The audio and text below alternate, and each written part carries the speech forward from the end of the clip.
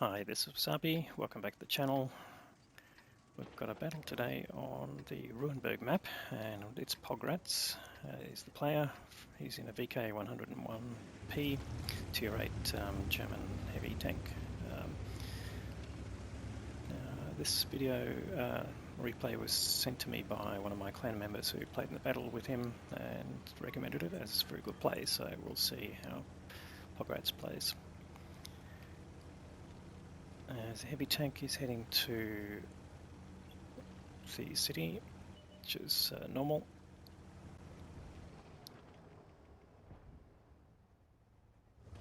And yeah, I think he's just checking to see, he hasn't got much support at the moment based on what we see on the mini-map. So we'll just see, if he gets any more support, but will he need it, is just the question. So in Ruinberg, you get really two areas of battles. The small township on the outside where medium tanks and lights tend to play, and then in the city where you get mostly TDs and heavy tanks.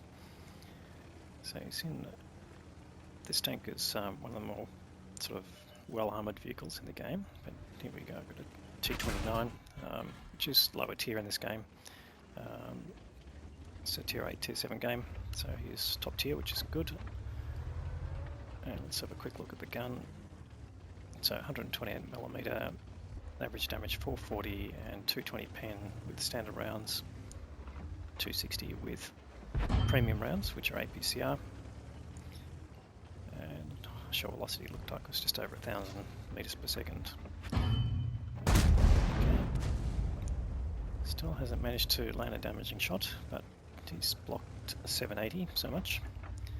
And he's just starting to get some support from a couple of TDs. So he's pretty much playing this corner on his own at the moment, and the best thing he's doing here is basically not pushing out. He's trying to tempt the enemy to come in front of him so that they can take a shot at him, and he's hiding his lower plate behind this area. There we go. T29 hits his tracks.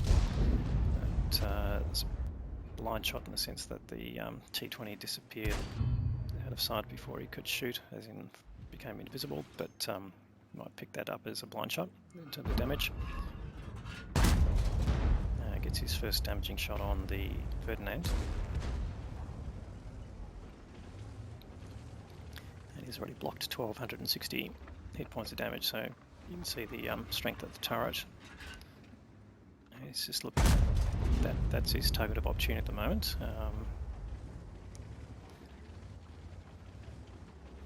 As I said before, if you push out here, you're going to be exposed to maybe 3 or 4 different directions of shots from different tanks who are there. So the wise move is to just do what he's doing here, which is to stay on this corner and try and make them push out in front of you, and that will expose them to the TDs as well. So he's just trying to land a shot on the roof of the T29. He's got this T28 as well. The weak spot on the H20C, T28 HTC is the side cheeks, so you need to get visibility of those. This T29's been worked down a bit.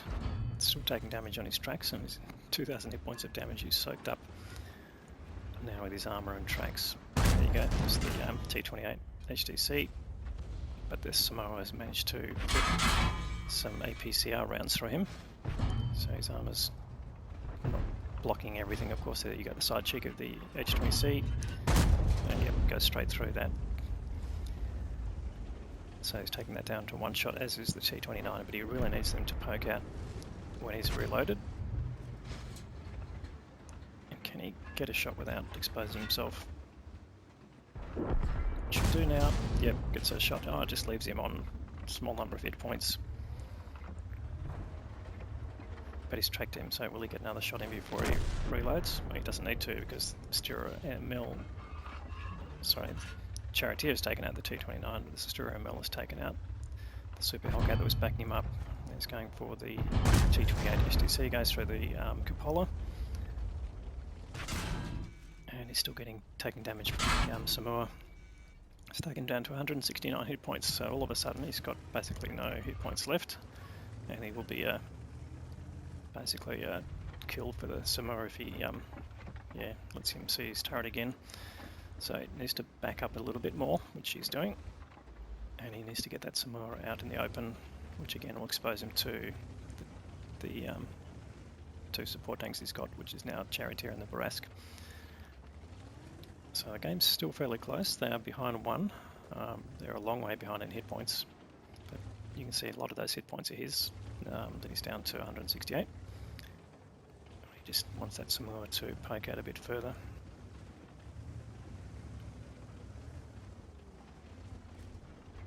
And they spotted a Struve. Puts in a critical shot there, but doesn't stop the Struve. And what's this Struve doing? Is he going to stop and prop, or is he going to try and pick up numbers? He has been tracked. He repairs. Is he going to get another shot in?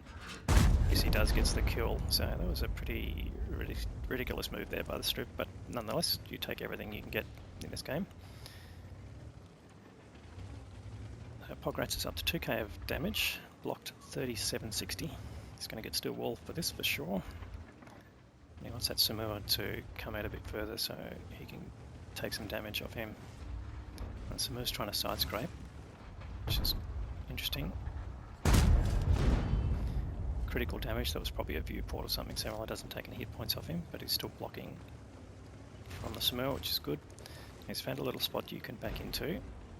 We've seen this being used before. There's a Jagdpanther which is trying to take a position, taxes him with one hit, bit of a low roll there. And now the Samoa's coming forward. Is he going to get in time?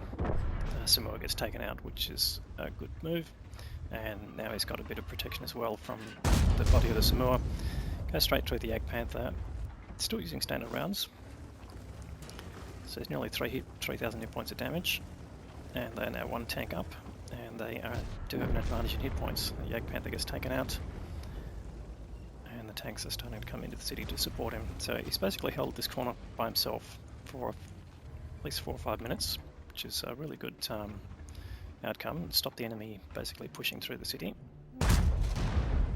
So by blocking all that damage, he's basically been soaking up their ammo, which might have been used on other tanks. So although he's lost a few support tanks around him, the fact that he's basically managed to hold this position by himself is a really good outcome. And he's just looking there for the 30 to see if he can put any more hits into him. And the game's definitely turned. Again, very similar in hit points, but they've got 3 extra guns in the game now, and the other tanks are pushing in, basically take out that 30.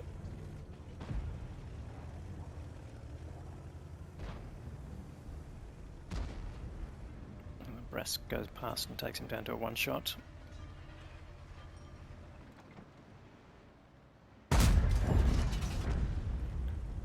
Gets a critical hit in, tracks him, but gets a very small amount of tracking damage. So pretty much game over now.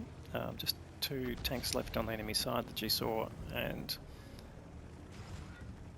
the artillery.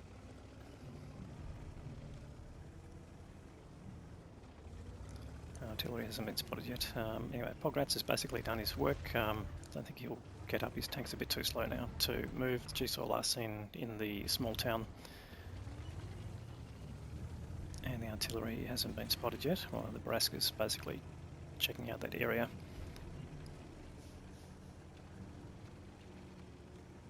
And probably the arty's moved up to the 0 line, I would think.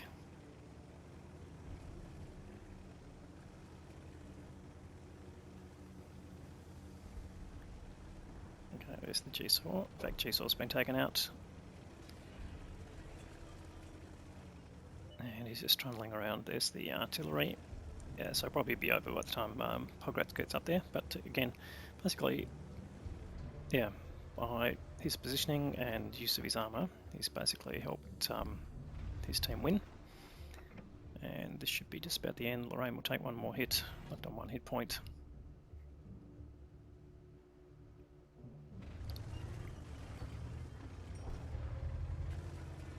And there we go. Blew himself up. Anyway, great game there for Pograts. Let's go and have a look at the details.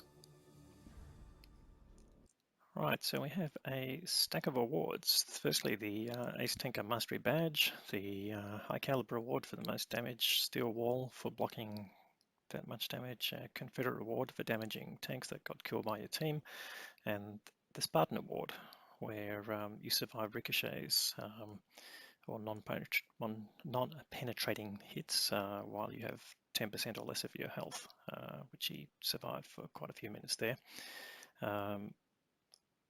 From the team perspective, finished on top with 1289 base experience. That turned him the Ace Tanker badge.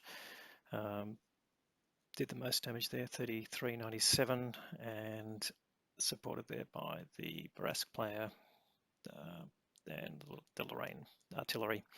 On the enemy side, the Barask got their most experience, but the G-Saw did the most damage there, but yeah, it didn't really help the team. Detailed look, 17 shots fired, 15 of those hit and 9 of those penetrated. That gave me his damage total. As we saw, a fairly small amount of assisted damage. He ended up blocking 4380 damage with his armor, which is pretty outstanding there. It's almost 3 times the hit points of his vehicle. So with some small payouts, he ended up with a profit of 56, nearly 57,000 credits, which is excellent for a tech tree tank. And that was a great game. So great game there, Pograts. Your replay was passed on to me by one of my clan members. So to anyone who's watching, if you do want a good replay that you have featured in on this channel, then yeah, just hit me up on Discord is the easiest way to do it, on the What Asia Discord, and just leave a comment below if you have any trouble doing that. Send it to Wasabi. And thanks for watching. And if you do like the video, please drop a like on it. And if you haven't subscribed already, please consider subscribing to the channel. Anyway, thanks for watching, and we'll show you more content as we go along. Okay, bye.